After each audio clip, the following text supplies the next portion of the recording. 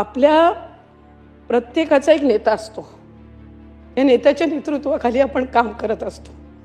तो नेता आपला अभिमान असतो, तो नेता आपला माज असतो, चांगल्या पद्धतीनं माज असतो.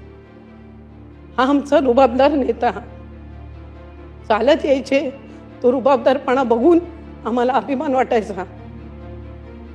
आणि आज जात असताना तो रुबाबदार नेता फक्त एकटा गेला नाही, कार्यकर्ता म्हणून आमचा रुबाब आणि माज पण जाताना सोबत घेऊन गेला.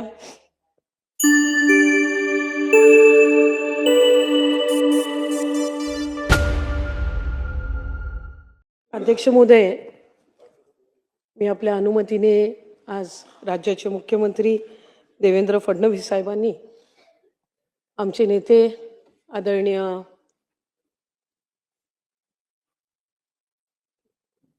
अजितदादांचा आणि त्याचबरोबर इतर सर्व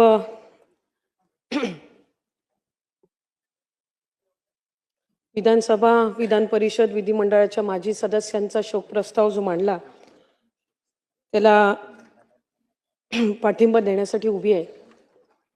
खरं तर दादांना जाऊन आज जवळपास महिना होत आला आणि कुठे ना कुठेतरी आम्हाला सगळ्यांना वाटायचं की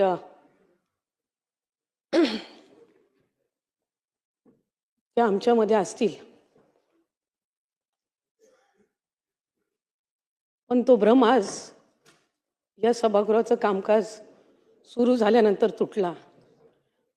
कारण या सभागृहावर त्यांचं प्रचंड प्रेम. आज या सभागृहामध्ये ज्या वेळेला त्या खुर्चीवर त्यांना बघितलं नाही, त्यावेळेला ही वस्तुस्थिती मान्य करून आपल्याला आपल्या या नेत्याच्या शिवाय आयुष्य जगावं लागेल हे दुर्दैवाने आज बोलावं लागतंय. अनेकांनी माझ्या आधी दादांबद्दल भावना व्यक्त केल्या. 35-40 वर्ष त्यांनी सगळ्यांनी दादांसोबत काम केलं. मी 12 वर्षाची होती ज्यावेळेला मी दादांना पहिल्यांदा भेटली. 99 साली राष्ट्रवादी काँग्रेस पक्षाची स्थापना झाली. माझे वडील त्यावेळेला तटकरे साहेब आमदार होते. मनोऱ्याच्या, ज्याला आपण नवीन आमदार निवास म्हणून बोलायचो, तिथल्या 13व्या मजल्यावर त्यांची खोली. श्रद्धेय पवार साहेबांनी राष्ट्रवादी काँग्रेस पक्षाची स्थापना करायची ज्या वेळेला ठरवलं, त्यावेळेला अनेक इथं असणारे असतील, आज या सभागृहात नसणारे सुद्धा अनेक नेते हे आदरणीय पवार साहेबांसोबत राष्ट्रवादी काँग्रेस पक्षामध्ये जाण्याचा निर्णय घेतला. त्यात भुजबळ साहेब असतील, आदरणीय मुश्रीफ साहेब असतील,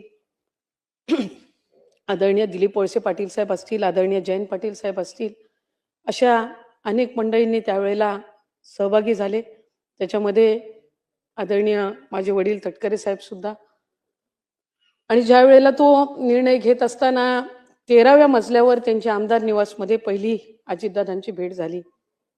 त्यानंतर राष्ट्रवादी काँग्रेस पक्षाच्या प्रवाहामध्ये सामील होत असताना अनेकदा कार्यक्रमांच्या निमित्ताने कधी रायगडमध्ये आले, कधी कोकणात आले.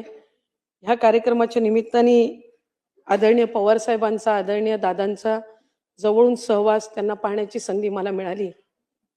आणि लहानपणापासूनच त्यांचा प्रभाव हा राहत आला.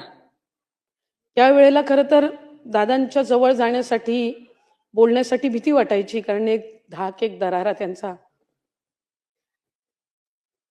2012 साली ज्या वेळेला राष्ट्रवादी युवती काँग्रेस संघटनेची स्थापना आदरणीय दादांच्या आणि सुप्रियाताईंच्या मार्गदर्शनाखाली झाली, ज्याचा उल्लेख अनेकांनी माझ्या आधी या ठिकाणी केला की वेळेचं किती महत्त्व त्यांच्या आयुष्यामध्ये होतं.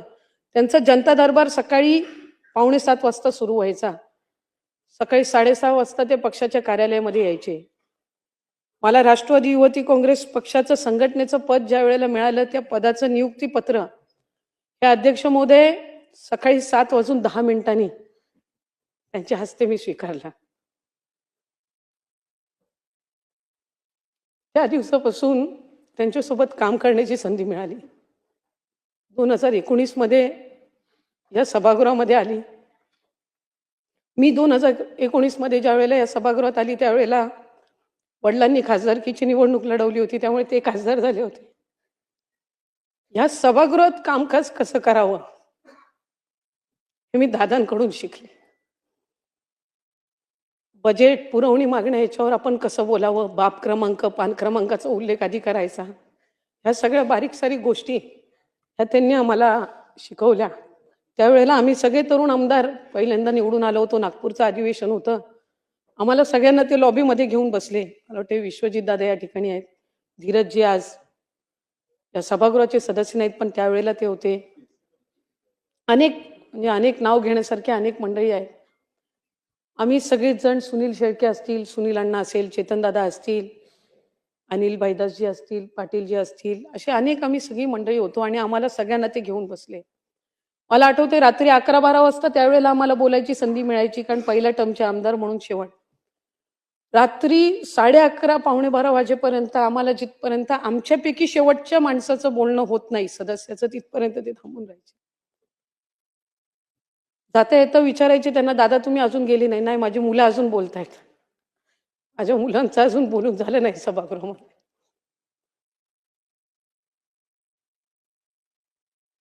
दर मंगळवारी आम्हाला भेटायचे.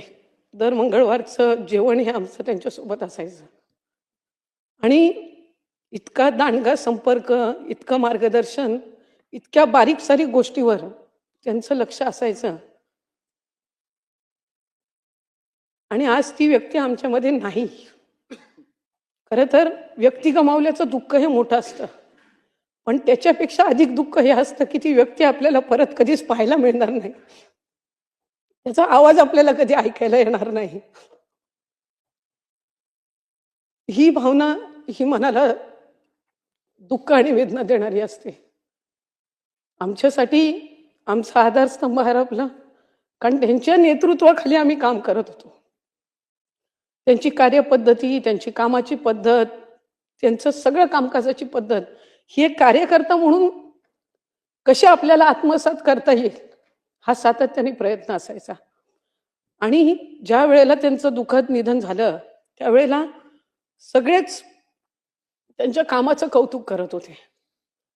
एक कार्यकर्ता म्हणून वाटायचं की हयातीत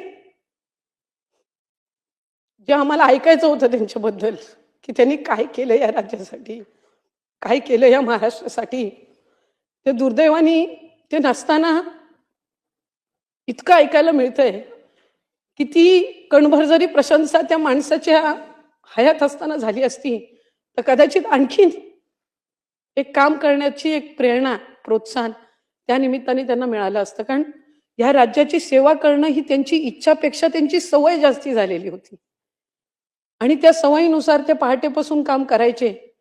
आम्हाला सगळ्यांना सुद्धा सांगायचे की मंत्रालयामध्ये 3 दिवस हे तुम्ही दिलेच पाहिजेत.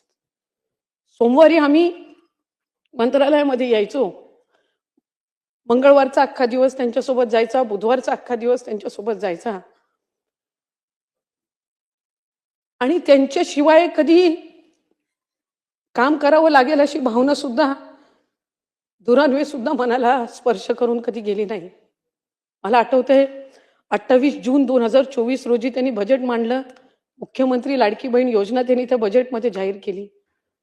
त्या दिवशी जे जॅकेट त्यांनी घातलं होतं गुलाबी रंगाचं, खरं तो रंग काही फारसा असा त्यांचा काय आवडीचा किंवा अशातला काही भाग नाही, पण ते जे जॅकेट घातलं ते आमच्या आग्रह खातर नंतर 12 जॅकेट तशी शिवून घेतली आणि मग प्रत्येक सभेमध्ये त्या जॅकेटनी ते प्रचाराला यायचे. आपल्या प्रत्येकाचा एक नेता असतो, या नेत्याच्या नेतृत्वाखाली आपण काम करत असतो. तो नेता आपला अभिमान असतो, तो नेता आपला माज असतो, ते चांगल्या पद्धतीनं माज असतो.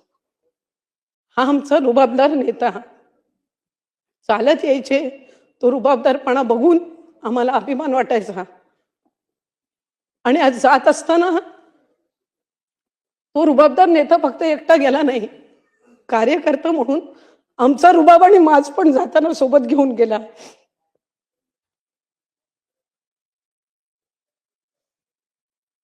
आज सुनेत्रा काकींच्या रूपाने आम्ही त्यांना पाहण्याचा प्रयत्न करतो.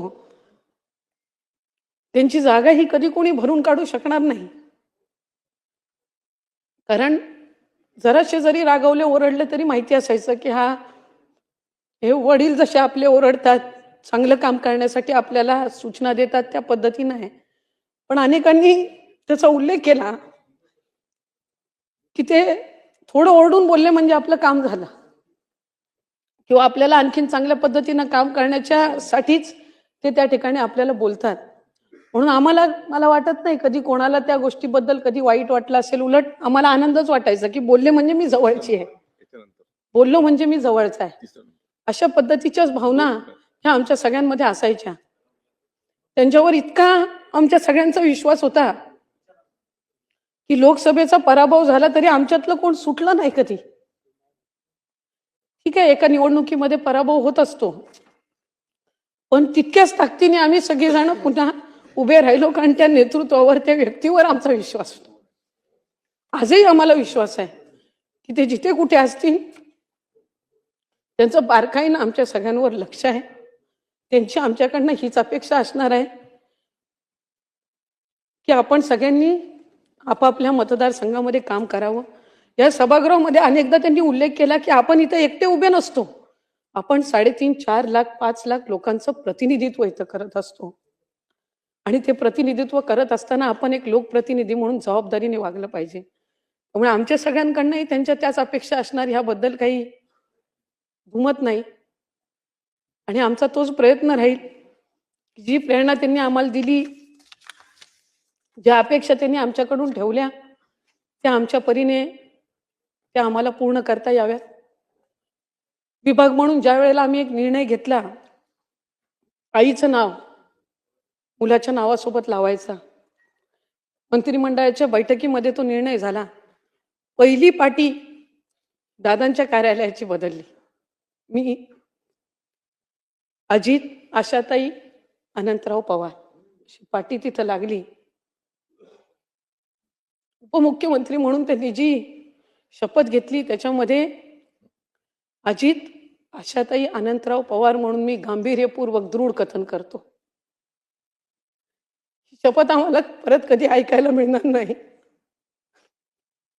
शेवटची सलामी ज्या वेळेला दिली जात होती, ती सलामी ते मुख्यमंत्री झाल्यावर आम्हाला पाहायला मिळावी, असे कार्यकर्ता म्हणून एक दांडगी इच्छा आणि स्वप्न आमच्या सगळ्यांचं होतं. ते अपूर्ण राहिलं याची वेदना ही नेहमीच मनामध्ये राहील. पण त्यांनी जे महाराष्ट्रासाठी केलं, ते प्रेम महाराष्ट्राकडून कदाचित त्यांना ते असताना अनुभवायला मिळालं नसेल. पण मी माझ्या भगवंताचरणी, श्रीकृष्णाचरणी प्रार्थना करीन, ते जिथं कुठं असतील तुझ्यापाशी, तिथलं उजवं स्थान तू त्यांना दे. आणि आमच्या सगळ्यांच्या मनातल्या भावना ह्या तू त्यांच्यापर्यंत पोहोचव, आणि त्यांना लवकर परत जन्म घेऊन या महाराष्ट्राच्या मातीतच पाठव. त्यांची अपूर्ण राहिलेली स्वप्न ही पूर्ण करण्याची ताकद आणि क्षमता आणि पाठबळ आज आम्ही सगळेच मिळून सुनेत्रा काकींना देऊ. आणि त्या व्यक्तीची जागा ही कोणी भरून काढू शकणार नाही. ते दुःख, ते खंत एक कार्यकर्ता म्हणून आमच्या सगळ्यांच्या मनामध्ये राहील. खुल्या मनाने प्रशंसा करणारा, कधीही जातीपातीचं राजकारण न करणारा, एक महिला म्हणून किंवा पुरुष म्हणून भेदभाव न करणारा, आम्हाला सगळ्यांना तितकं स्थान देणारा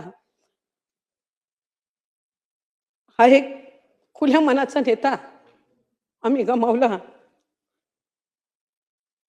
मी त्यांना श्रद्धांजली अर्पण करण्याची वेळ कधी आमच्या कोणावर येईल असं कधी वाटलं नव्हतं. पण आज अंतःकरणापासून मी त्यांना आदरांजली अर्पण करते. आणि त्यांच्या सहित ज्या इतर मान्यवरांना सुद्धा आज इथं श्रद्धांजली अर्पण करण्यासाठी आपण सर्वजण आहोत, मी त्यांना सुद्धा श्रद्धांजली अर्पण करते. आणि आपण मला त्यांच्या शोक प्रस्तावावर आज बोलण्याची संधी दिली त्याबद्दल आपले आभार मानते.